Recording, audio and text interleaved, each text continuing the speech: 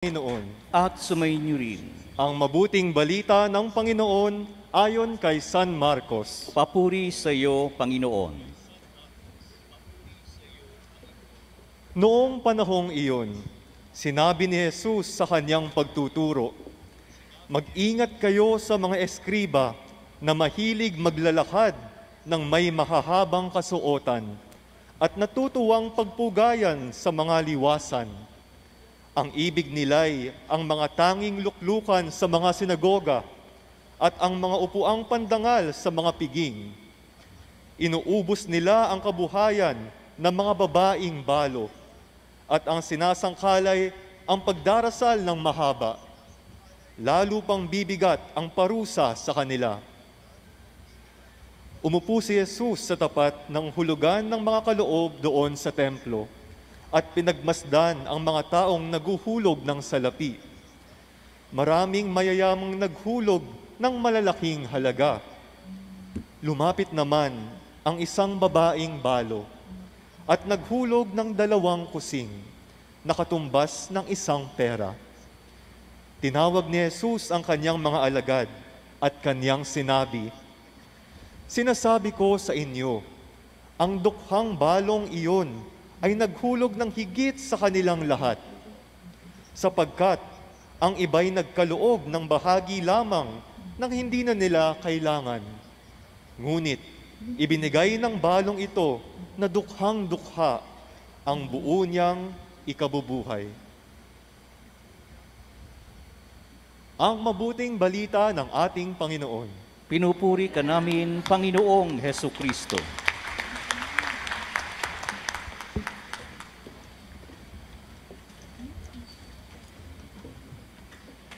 Sa atin pong minamahal na Obispo, Most Reverend Jesse Mercado, Bishop of Parañaque.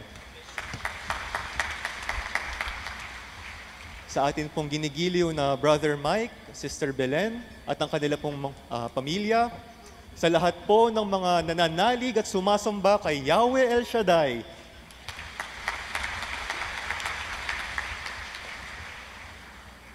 Nakakatuwa po at muli po kaming nakabalik dito upang makasama po muli kayo sa ating pagdiriwang ng banal na misa. Meron po akong tanong sa ating lahat. Ano po ang mas malaki? 100 pesos o 10 pesos? 100 pesos.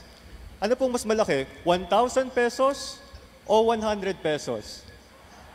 1,000 pesos. 100,000 pesos o 1,000 pesos? 100,000. Posible bang maging mas malaki ang 10 pesos kesa sa 1 million pesos? Napaisip po. Saan kaya papunta si Reverend dito?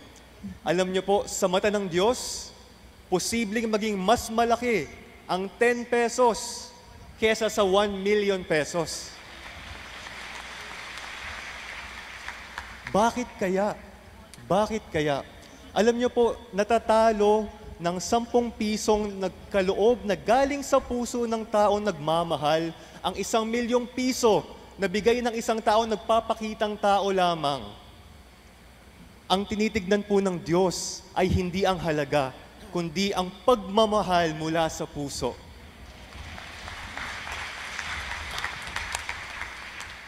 Yan po ang ebanghelyo natin.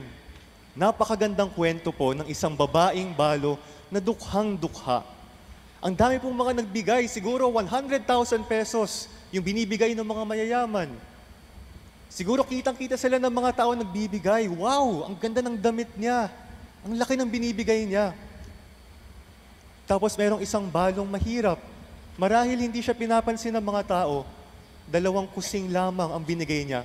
Pinuri siya ni Jesus dahil mas malaki ang binigay niya kaysa doon sa mga mayaman.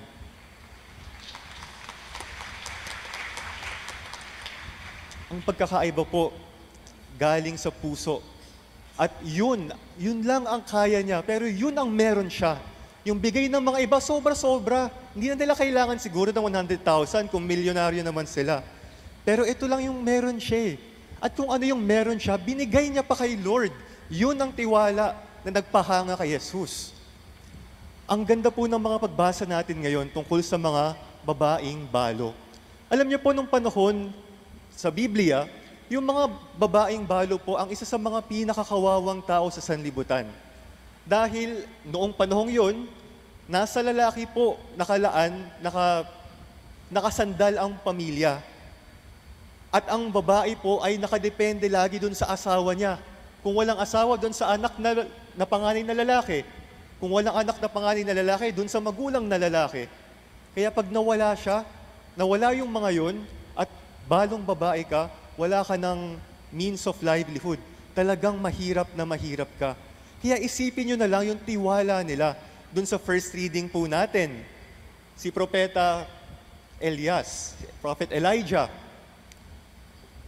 Isipin niyo po yung balo, yung pinagdadaanan niya. Nakakadugo ng puso. Sabi niya, nung humingi si Elijah sa kanya ng tubig, sige, kuha siya. Nung humingi siya ng makakain din, sinabi niya, alam niyo po, halos wala na kaming harina. At gapatak na lang yung langis. Konting tinapay lang po yung magagawa nito eh. Kakainin namin ng anak ko tapos mamamatay na kami. Pero sabi ni Elijah, bigyan niyo po ako ng konti sapagkat sinasabi ko sa inyo, hindi mauubos ang tapayan ng langis at ang lalagyan ng harina sapagkat ang Diyos ay sumasa kanila.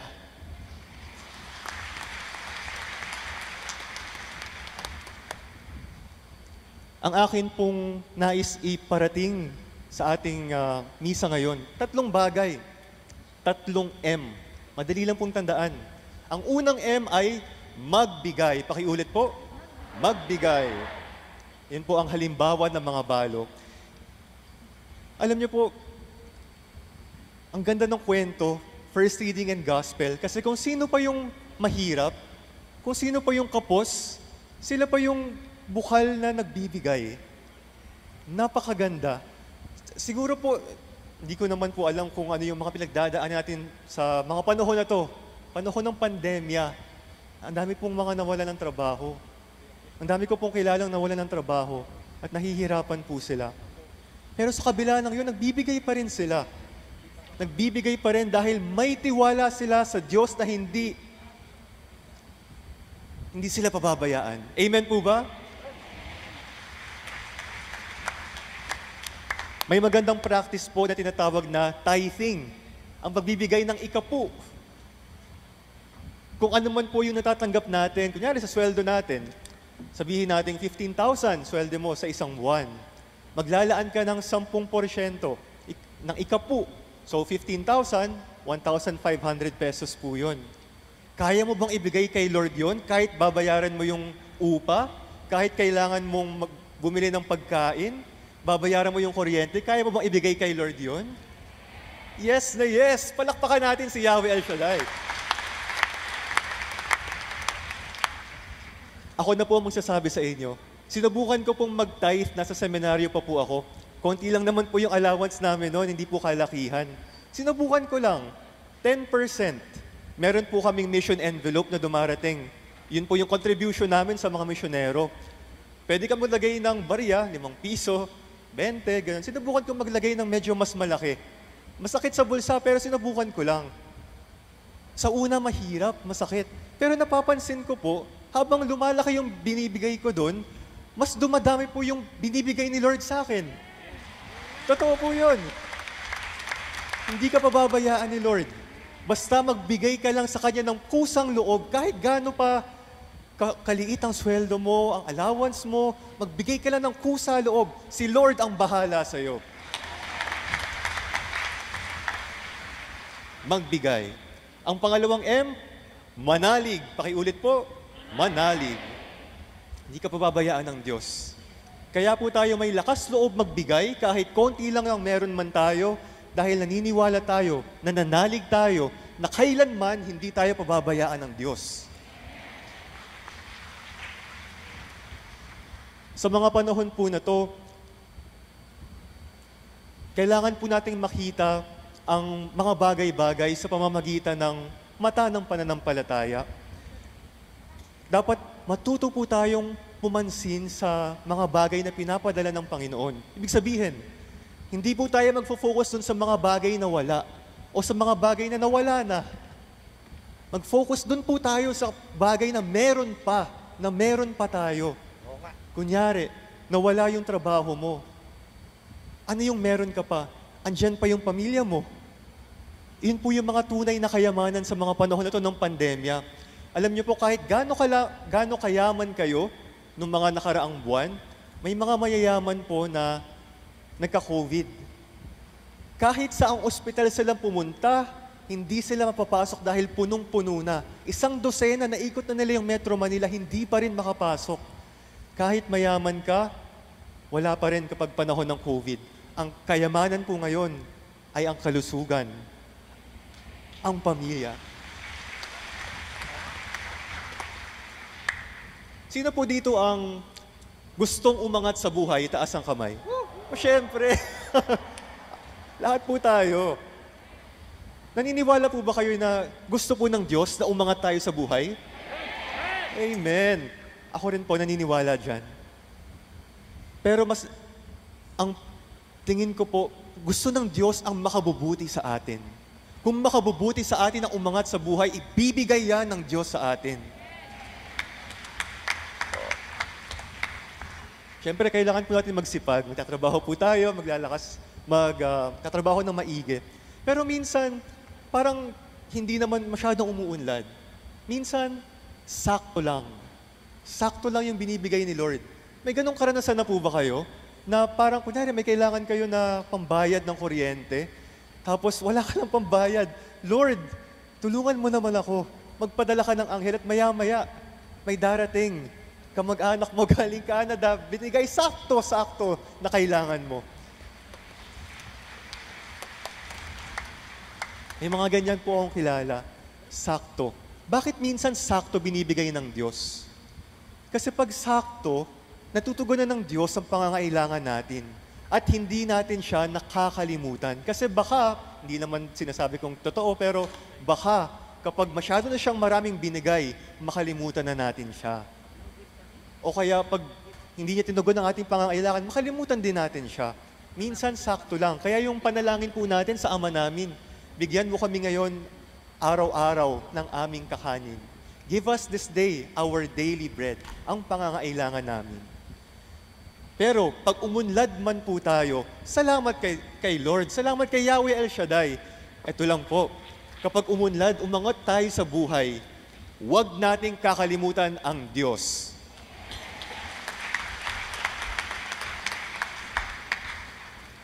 Pangatlong M po, so yung una ay magbigay, pangalawa ay manalig, at ang pangatlo po ay magmadali. Pakiulit po, magmadali.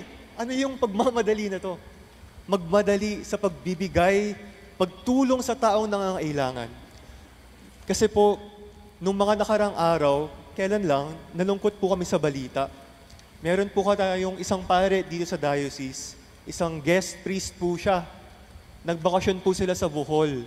Yung bakasyon po na yun para sa kanya, para mapahinga siya. Tapos habang nagsiswimming po sila, pagkaahon niya ng tubig, nahirapan na daw siyang huminga. Yun pala, inaatake na siya sa puso. Yung mga kasama niyang pari natataranta, anong gagawin natin? Dinala po nila sa ospital, hindi na po umabot. Dead on arrival. Biruin niyo po, batang-bata pa po siya. Wala pa po siyang 60, 50-something lang. Napakabait na pare. At ganun lang, kinuha na siya ni Lord. Hindi po natin alam kung kailan tayo kukunin ni Lord. Kaya kapag may pagkakataon ka na maghandog sa Kanya, may pagkakataon ka na tumulong sa kapwa, gawin mo na kaagad.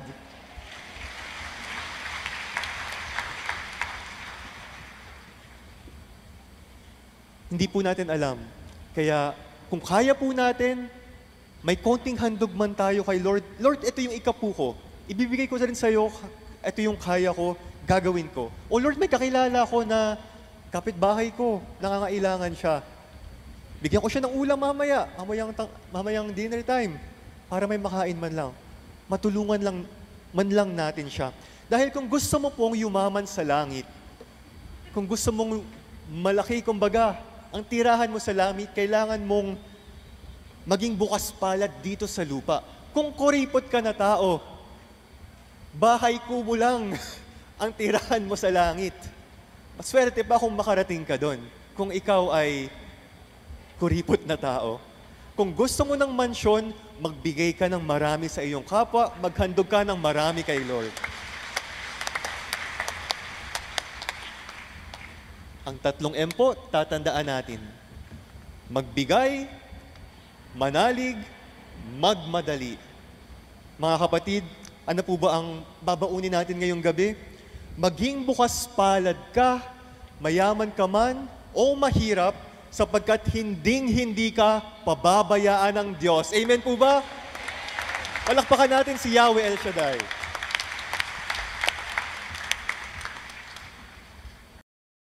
Magbigay, manalig, at magmadali. So, ayan po ang homily ni Father Kevin Cosme. Ayan. Ito po ay ang El Shaddai Saturday Family Appointment noong November 6, 2021. At ito po ay ang babaeng balo. Ayan. Ang Bible verse nga pala ay Hebrews 12:38-44. Ang kaloob ng babaeng balo or widow. Ayan, napaka powerful na naman yung itong homily ni Father Kevin Cosme. Hinahanap ko po talaga itong topic na ito. Alam ko na talk po ito ng ating punong lingkod. So, yun nga po yung tinatry kong ma-retrieve or hukayin. Pero ayan, buti na lang, salamat sa Diyos, ayan, na i-talk na rin pala ni Father Kevin Cosme.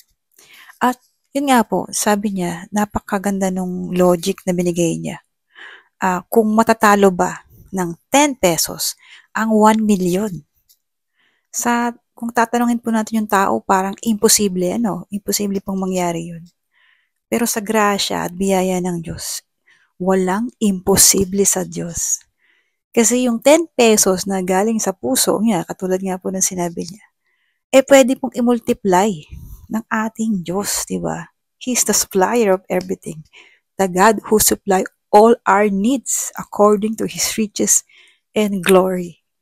Di ba po? So yung kahit million pa yan, kung hindi naman galing sa puso, di ba? Ang gusto kasi ng Diyos is willingness, katulad po ng ginawa ng babaeng balo na yun. Yung kanyang huling kusing na inuhulog niya with willingness, no, galing sa puso, ay kinalugdan po ng Panginoon. Ayan. So kahit po mayaman, mahirap, basta nagbibigay ka mula sa puso, ayan, palalaguin po yan ng Panginoon. Kailangan lang po nating manalig at magmadali. Magbigay, manalig, at magmadali. Yan. Magmadali kasi po, hindi natin alam ang ating buhay. Kung hanggang kailan, hanggang saan. No? So habang tayo po ay nakakapagtrabaho, kumikita ng pera, magbalik loob po tayo. Magbalik ng kaloob sa Panginoon. At yan po ang ating willingness, no, na pagsunod. Ayaw ng Diyos nang napipilitan lang or pakitang tao lang. Dapat po mula sa puso. Ayan, di ba, napakaganda. Muli po, ang kompletong video po ay nasa comment section. Yan, panoorin nyo po. Sama-sama po natin panoorin sa Delta Broadcasting System. At patuloy po tayong makinig. Magnilay, dumalo po, no? Yan, mga kapatid partners, magbabad po tayo sa presensya ng Diyos. Ayan. So, sa Diyos po ang lahat ng papuri. Sa pangalan ni Jesus. Amen and amen. Stay blessed, ka prayer partners, and see you sa next video.